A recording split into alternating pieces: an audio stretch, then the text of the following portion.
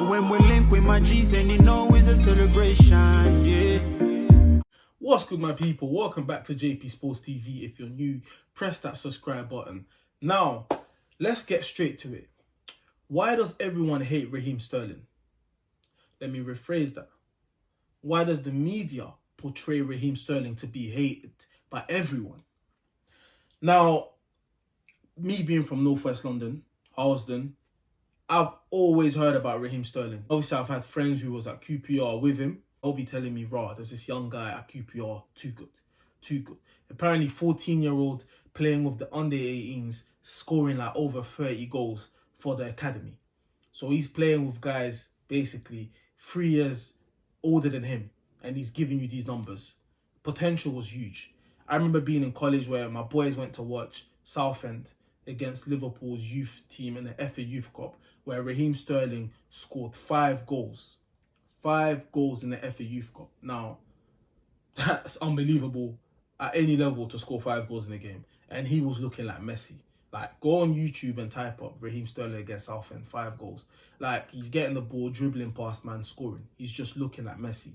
The potential was obviously there to a point where Liverpool bought a 15-year-old for 1 mil. He went to Liverpool, of course, huge expectations. And the way the media talks about him, you would think they're talking about Theo Walker. You would think the media is talking about Raheem Sterling like Theo Walker. Meaning, Theo Walker, of course, young talent, young prodigy, who signed to Arsenal from Southampton, went to the World Cup at the age of 16, made appearances, but had so much hype around him, but never reached his potential. That's the reality. People talk about Sterling like he's that kind of guy. And this narrative is just so false. Like Raheem Sterling, where do we start with? Do we go with statistics? Do we go with individual awards, trophies? Where do we start with this thing? I think it's important to just give a little background to his start. Raheem Sterling makes his first team appearance for Liverpool in 2011-12 season. Made three appearances that year. This was almost like introduction. Welcome to the Premier League. You get me, young guy. I think he's like 16, 17 at the time. Next season, Raheem Sterling, 36 appearances, 2 goals. The third season at Liverpool, 10 goals in 38 appearances, where obviously it was unbelievable playing with Suarez and Sturridge, and Liverpool obviously gave a challenge for the league. Everyone in this country was calling Raheem Sterling unbelievable. This young guy's got a big future, too mature. We've heard Brendan Rodgers say Raheem Sterling is just too good. Like, this young guy is going to go to the top. Now, his last season at Liverpool, 11 goals in 52 appearances. Now, this is the season where some people started basically going on to him. Obviously, Liverpool offered him a contract, which he rejected. Apparently, it was 100k a week. We will never know that. That's what the media put out. And he rejected. So everyone's calling him greedy. He hasn't even got to the level yet. Liverpool gave him a chance. Like, he's going to Man City, to a team where he won't even get no minutes on the pitch. This is what everyone was saying, not just the media, people on social media. Because obviously Man City, we know, invested a lot of money, bought world-class players. So it looked like this Raheem Sterling guy, yeah, potential, but he's never going to play. Now, Raheem Sterling now goes to Man City. In his first season at Man City, Raheem Sterling made 47 appearances, scored 11 goals. And that's just in his first season at Man City. So 11 goals in 47 appearances tells you he played a lot of games. So already that narrative of him not getting a minute was already false. You know, we saw Pep after Raheem had a World Cup to be forgotten. Not just him, the whole England squad. By the way, the whole England squad. But people made it out like Raheem was basically the worst player on earth, which again is the media pushing that narrative. Raheem Sterling got that call from Pep telling him, "Don't worry, you're gonna be part of my squad when you get back." Came back, second season in Premier League at City. 47 appearances again, 10 goals. Third season at Man City now. Can Raheem take it to another level? Of course he can. Raheem, 23 goals in 46 appearances. That is world-class winger statistics. World-class winger statistics. Like, when you take away the Neymars, the Mbappes, Messi, which to me, obviously, he's an all-rounder, like Messi, 10, wing, whatever you want to call him. But we're talking about out-and-out wingers around the world. The Sanchos, all of these guys. Like, these are world-class statistic winger stats. So, 23 goals in 46 appearances. That's a goal every other game. In his 4th season at City, can he take it to another level? Of course he can. 25 goals in 51 appearances. Again, a goal every other game. Now, Raheem Sterling now is seen as a world-class talent. This is a guy now, he's done it back-to-back seasons. Hitting double figures, hitting over 20 goals in the season at Man City. In this team where people said he would never get minutes. In a team where people said he would never be starting. I remember at the time, there's Mahrez, there's Leroy Sané. These are guys who people are saying are much better than him technically or whatever. He was starting ahead of one of them in each season. One season was ahead of Mahrez. The other seasons he was starting ahead of Leroy Sané. So can Raheem take it to another season? Now, in his 5th season at Man City now, Raheem Sterling hits us with 31 goals in 52 appearances. Where did we start with that? 31 goals in 52. This is world-class level. You start hearing people now calling him world-class. Like, people saying, we never thought Sterling would get to that stage. So there's still some sort of doubt about my man. Even though he's been consistent year in, year out, year in, year out. And this is just the goals. I've not even got into the other things. Now, goals-wise, world-class winger stats. I've given you lot the goals. We've seen the consistency in Raheem Sterling's goals. And in his last season, by the way, he ended the season with 14 goals in 49 appearances in all competition. Now, let me remind everyone. He managed to score 14 goals being a sub for a lot of the games as well this season. Raheem Sterling actually had 10 goals in the Premier League with 7 assists in 28 appearances. And that's 3 as a sub.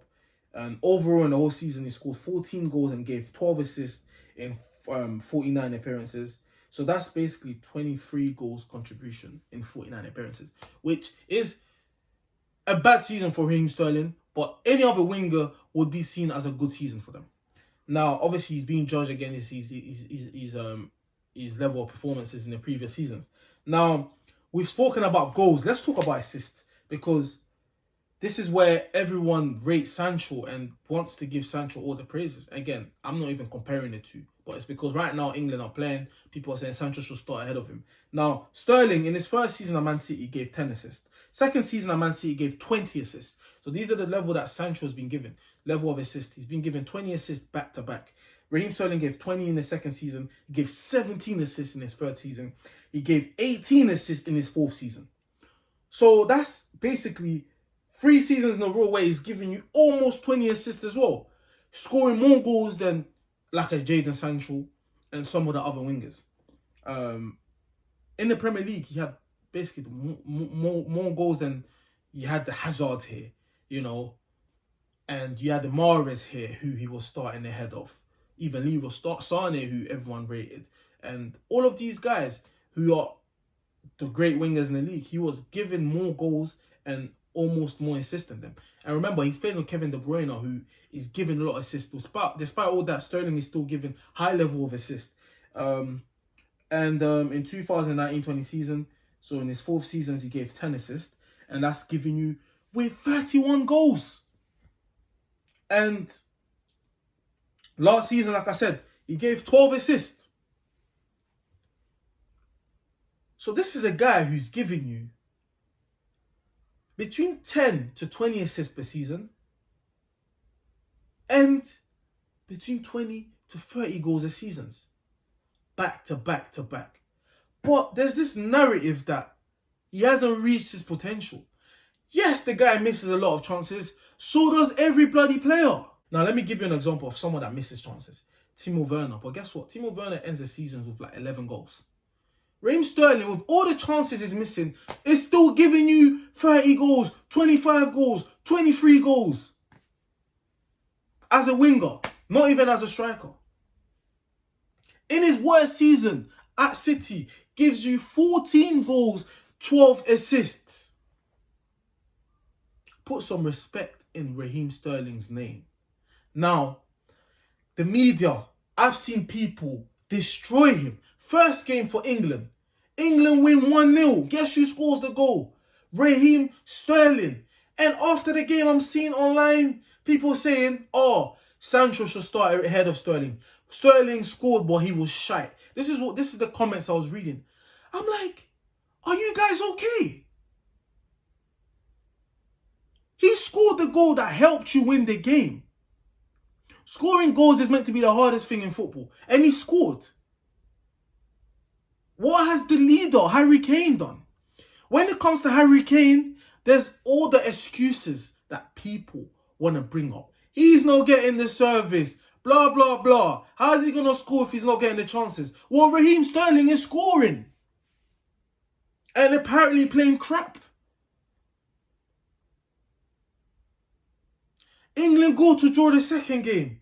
Oh, let's attack Raheem Sterling. Even though Kane was poor again. And some other players. But let's attack Raheem Sterling. There's this stigma like where people act like this guy hasn't achieved anything and doesn't deserve to be in that England team. England drew 0-0. Being poor all round, the whole team. Third game. England win. Guess who scored the winner? Raheem Sterling. I'm hearing people again saying, well, he still missed the chance. Guess what? He's getting those chances because he's finding himself in those positions. And guess what? He scored the winner again. But I'm hearing Sancho should start ahead of Sterling. Look, Sancho for me deserves to start for England, but not ahead of Raheem Sterling, because Raheem Sterling has scored 100% of the goals that England have scored and has got them through to the next round. Without his goals, England do not get through. Simple as that. Simple as that. The guy is 26 years old. He has scored 114 goals at club level. That's without counting the amount of goals he scored for his country. 114 goals, yeah, in 292 appearances for Man City. 137 goals overall in his career in 421 games. And and at Liverpool, obviously in the first 3 seasons, he was a young prodigy. But since he started hitting those double-figure goals, he's been doing it consistently every season. He's been giving you double figures in goals and assists every season, even in his worst season. We're going to talk another time about the Harry Kane thing because, again, this is a guy, world-class talent, scores goals back-to-back seasons, all of that. But the way he is so protected by the media, you would think Harry Kane is Pele, Maradona, Messi, Ronaldo. This is how the media portrays him. But then you got a Sterling, a guy who's always had to fight against expectations. And he's proven it seasons after seasons. But it's like people are waiting for him to have a one-off game to just bash him. It's unreal. The guy is a world-class level talent. He may not be a world-class consistent performer, but he has given us world-class seasons, season after season. He's only 26 years old. And look at his career. Look at Raheem Sterling's career. Put some respect in this guy's career. Like, the guy has been consistent. Even for England, 64 appearances, 16 goals, which is pretty good. For a guy who people portray like he's a shit player. It's unbelievable. Like, what more did these guys want from this guy? It's mad. There's definitely some element of racism in regards to him. Because with him, it's not even just about the football. The media has bashed him off the field as well. About his personal life. It's not good enough. Like, and I'm saying people need to keep the same energy they have with him with other players in the squad. Same energy. Because it's becoming ridiculous. Sterling has taken England to the knockout stages. Cristiano Ronaldo, for so many years, has had a lot of games where he hasn't played well and scores 2-3 goals and helps his team win the game. And that's it. People will say he scored the goals. So when Raheem Sterling does that, people need to respect him. Because like I saw Roy Keane said yesterday, the hardest thing to do in football is scoring goals. And he's doing that for his club, for his country. Yes, he misses chances, just like a lot of strikers, just like a lot of wingers as well. He just happens to find himself in positions where, in dangerous goal-scoring positions. Something that a lot of players just don't do. He has the knack of finding that. And that's a guy that's smart, knows how to get himself in that. I can say, yeah, his finishing isn't great. I can say his shooting isn't great. But I will tell you one thing, his statistics are great. And I'll say he's given us great performances as well. He's a guy that can dribble. He's a guy that can assist. He's a guy that can score goals. He can do all of it. He's also a guy that can miss chances, just like Timo Werner, just like Fernando Torres at his peak. Cristiano Ronaldo has missed chances. Karim Benzema has missed chances. Haaland has missed chances. All of the players miss chances. Harry Kane, that the media loves, misses chances. Simple as that. So stop downplaying this guy. Now, wherever comparing him, people are saying Sancho should start ahead of him. Listen, Sancho deserves to start for England. Point blank period. If we're going back performances and his level of playing in Germany. But at the same time, Sancho hasn't really done much for England when he has been given his chance. That's the reality. Well, I still feel like he should start because he has the ability to. But I don't think he should start ahead of Sterling. I think, if anything, both of them deserve to start. Sterling deserves to start because he's been doing his job for England. He's been scoring goals and he's carried his team to the knockout stages. Simple as that. Sancho as well deserves to start. So does Grealish. So does a lot of players. But at the same time, if any of them starts ahead of the other, people should not be bashing them. Especially when England are still in the competition and are still within, few games away from getting to the final. You never know. If England beat Germany, they've got an easy route to the final. So stop with that narrative. Sterling is a great and an immense talent. He's only 26, and what he has achieved, he has proved that he's been top 5 wingers statistically in the whole world in the past 5 seasons. Simple as that. When Hazard was in the league, there was a season where Sterling outperformed him. Not saying Sterling is a better player than Eden Hazard, but Raheem Sterling has outperformed some world-class players. So put some respect in Raheem Sterling's name.